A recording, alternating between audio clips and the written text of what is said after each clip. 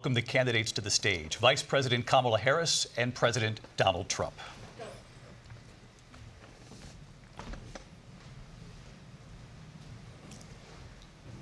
Kamala Harris. Let's have a good debate. Nice to see you. Have fun. Thank you. He didn't want to shake hands, and I don't Welcome to blame you him. both. It's wonderful to have you. It's an honor to have you both here tonight. Vice President Harris, in your last run for president, you said you wanted to ban fracking. Now you don't. You wanted mandatory government buyback programs for assault weapons. Now your campaign says you don't. You supported decriminalizing border crossings. Now you're taking a harder line. I know you say that your values have not changed. So then why have so many of your policy positions changed? So my values have not changed, and I'm going to discuss every one of the, at least every point that you've made. But in particular, let's talk about fracking because we're here in Pennsylvania. I made that very clear in 2020. I will not ban fracking.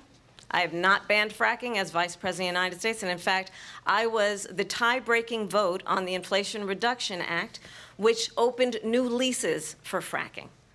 My position is that we have got to invest in diverse sources of energy so we reduce our reliance on foreign oil.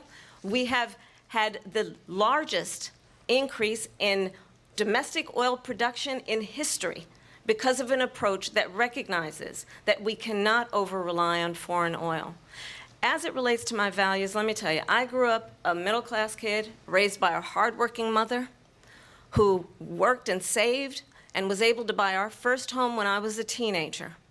The values I bring to the importance of home ownership, knowing not everybody got handed $400 million on a silver platter and then filed bankruptcy 6 times. That right there is exactly what's wrong with these politicians nowadays. How does a question regarding your flip-flopping on fracking and many other things turn into you attacking Donald Trump because his father was wealthy and gave him some money? These are just petty personal attacks. Instead of taking accountability for your actions and say, you know what? I said that at the time, but I changed my mind. This is my position now, and this is why I changed my mind. But she would never do that. And that just goes to show why all these politicians are just cowards. They will never take accountability for themselves. Is a value that I bring to my work to say we are going to work with the private sector and home builders to increase 3 million homes, increase by 3 million homes by the end of my first term.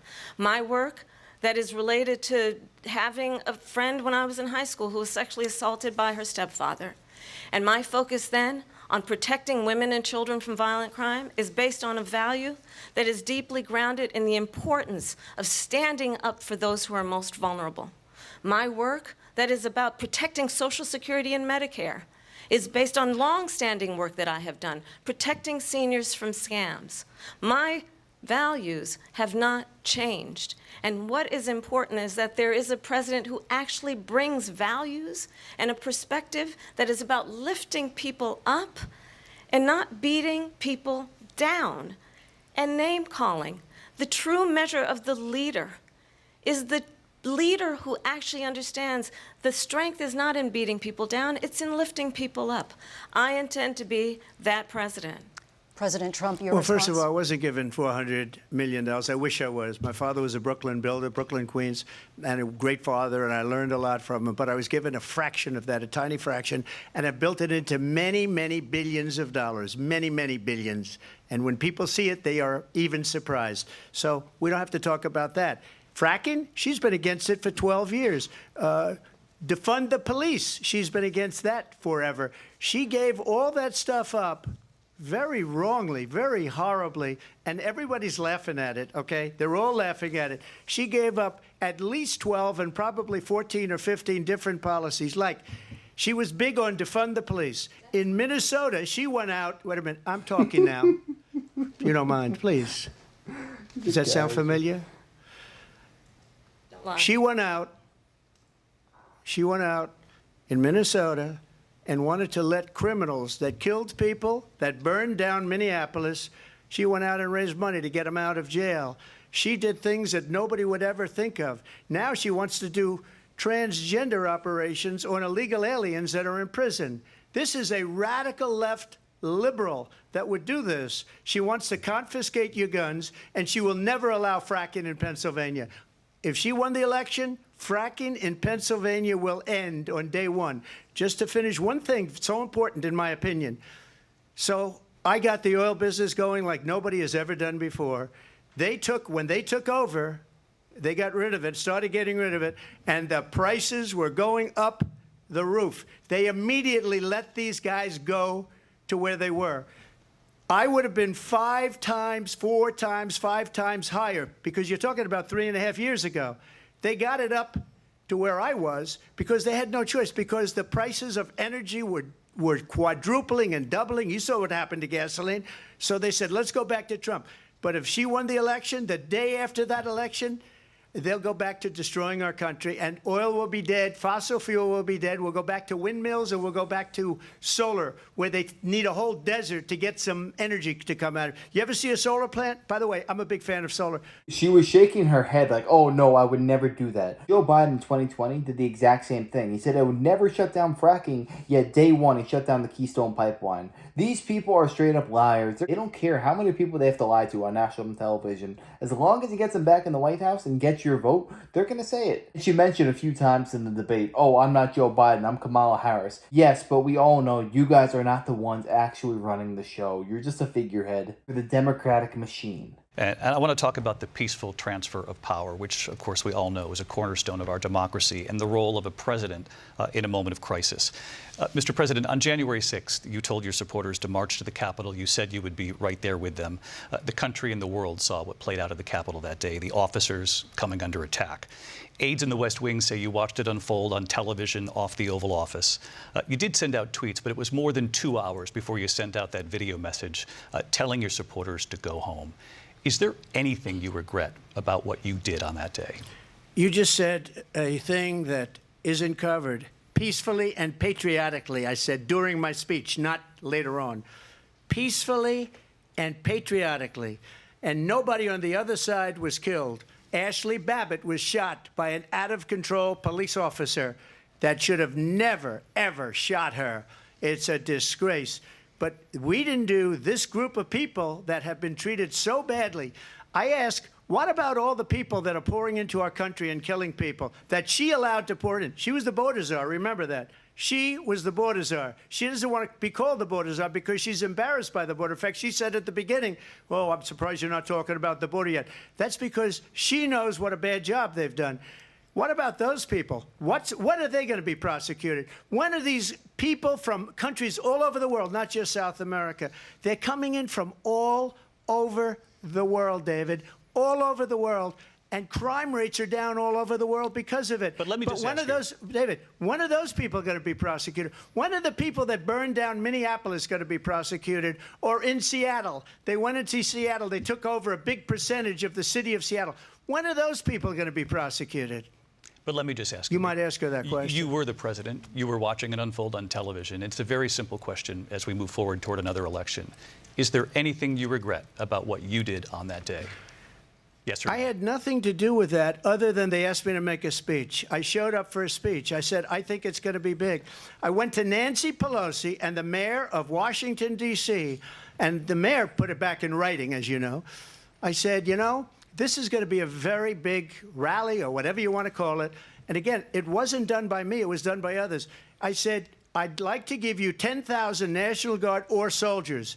They rejected me. Nancy Pelosi rejected me. It was just 2 weeks ago. Her daughter has a tape of her saying she is fully responsible for what happened. They want to get rid of that tape.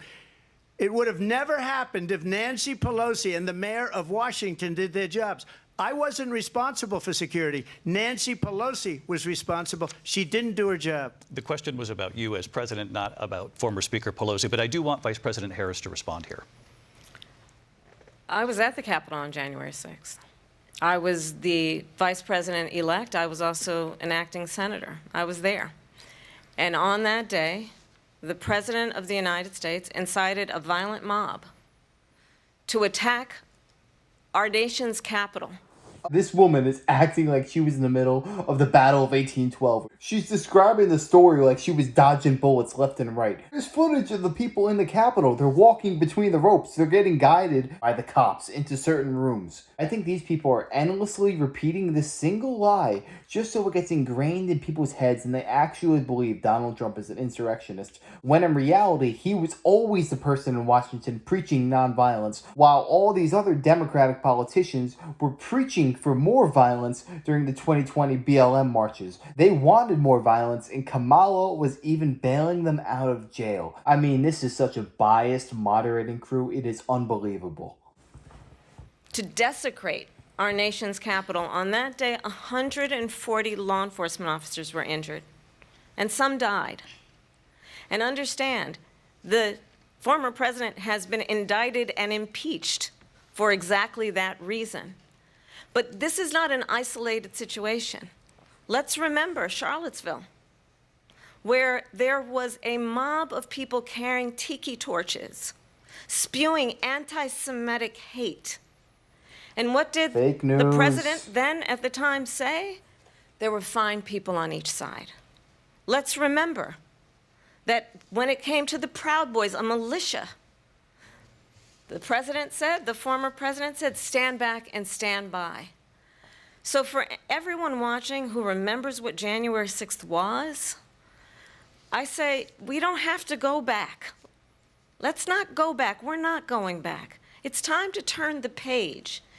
And if that was a bridge too far for you, well, there is a place in our campaign for you to stand for country, to stand for our democracy, to stand for rule of law, and to end the chaos, and to end the approach that is about attacking the foundations of our democracy because you don't like the outcome. And be clear on that point. Donald Trump, the candidate, has said in this election there will be a bloodbath if this and the outcome of this election is not to his liking. Let's turn the page on this. Let's not go back. Let's chart a course for the future and not go backwards to the past. Let me just follow up here. It was a different term, and it was a term that related to energy because they have destroyed our energy business. That was where bloodbath was. Also, on Charlottesville, that story has been, as you would say, debunked. Laura Ingraham, Sean Hannity, Jesse, all of these people, they covered it. If they go an extra sentence, they will see it was perfect. It was debunked in almost every newspaper, but they still bring it up, just like they bring 2025 up. They bring all of this stuff up. I ask you this. You talk about the Capitol. Why are we allowing these millions of people to come through on the southern border? How come she's not doing anything? And I'll tell you what I would do, and I would be very proud to do it. I would say we would both leave this debate right now. I'd like to see her go down to Washington, D.C. during this debate because we're wasting a lot of time. Go down to, because she's been so bad, it's so ridiculous. Go down to Washington, D.C. and let her sign a bill to close up the border because they have the right to do it. They don't need bills. They have the right to do it. The President of the United States, you'll get him out of bed. You'll wake him up at 4 o'clock in the afternoon. You'll say, come on down to the office. Let's sign a bill. If he signs a bill that the border is closed, all he has to do is say it to the Border Patrol, who are phenomenal. If they do that, the border is closed. Mr. Those President, people are killing many people, unlike J6. I want to turn to Afghanistan. It came up in the first hour of the debate, and we witnessed a poignant moment today on Capitol Hill, honoring the soldiers who died in the chaotic withdrawal from Afghanistan. I do want to ask the Vice President, do you believe you bear any responsibility? Well, I will tell you, I agreed with President Biden's decision to pull out of Afghanistan. 4 presidents said they would, and Joe Biden did. And as a result, America's taxpayers are not paying the $300 million a day we were paying for that endless war. And as of today, there is not one member of the United States military who is in active duty in a combat zone in any war zone around the world, the first time this century. But let's understand how we got to where we are. Donald Trump, when he was president, negotiated one of the weakest deals you can imagine. He calls himself a deal maker. Even his national security advisor said it was a weak, terrible deal. And here's how it went down. He bypassed the Afghan government. He negotiated directly with a terrorist organization called the Taliban. The negotiation involved the Taliban getting 5,000 Taliban terrorists released. And get this, and the president at the time invited the Taliban to Camp David, a place of storied significance for us as Americans, a place where we honor the importance of American diplomacy, where we invite and receive respected world leaders. And this former president, as president, invited them to Camp David because he does not again appreciate the role and responsibility of the President of the United States to be commander-in-chief with a level of respect. And this gets back to the point of how he has consistently disparaged and demeaned members of our military, fallen soldiers, and the work that we must do to uphold the strength and the respect of the United States of America around the world. Vice President Harris, thank you. President Trump, your response to her saying that you began the negotiations with the Taliban. So if you take a look at that period of time, the Taliban was killing our soldiers, a lot of them, with snipers. And I got involved with the Taliban because the Taliban was doing the killing. That's the fighting force within Afghanistan. They don't bother doing that because, they deal with the wrong people all the time.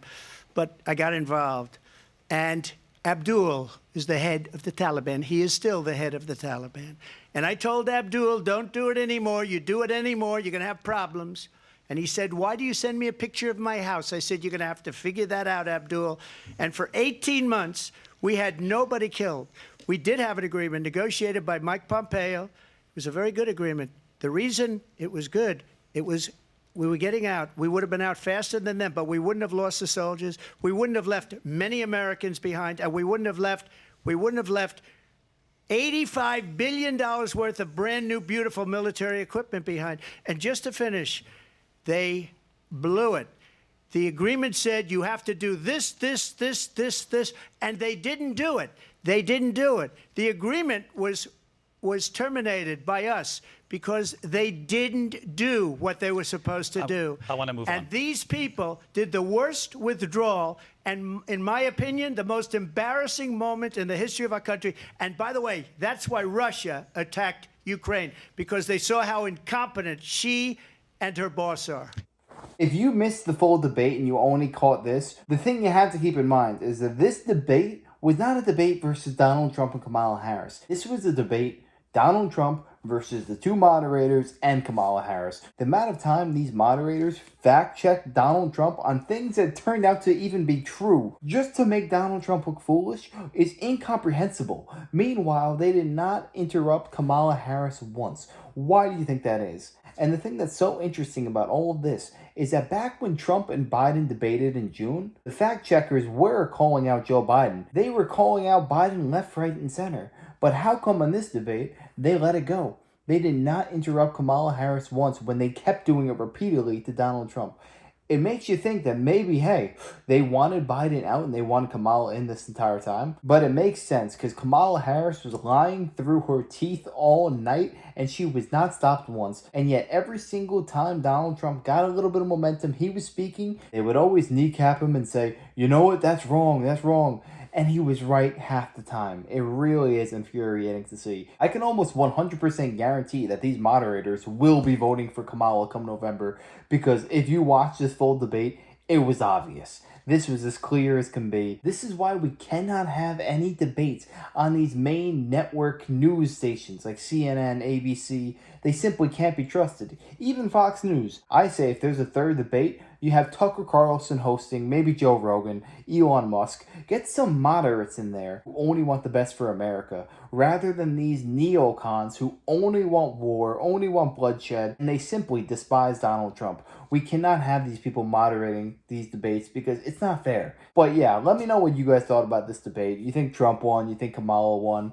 And who would you want moderating a third debate if they had one? Would you want Tucker? Would you want Laura Ingraham? Would you want Anderson Cooper? Who exactly would you want? I'd love to hear that. And if you enjoyed, make sure to smash that like, comment, subscribe, and wish you guys nothing but the best. Till next time.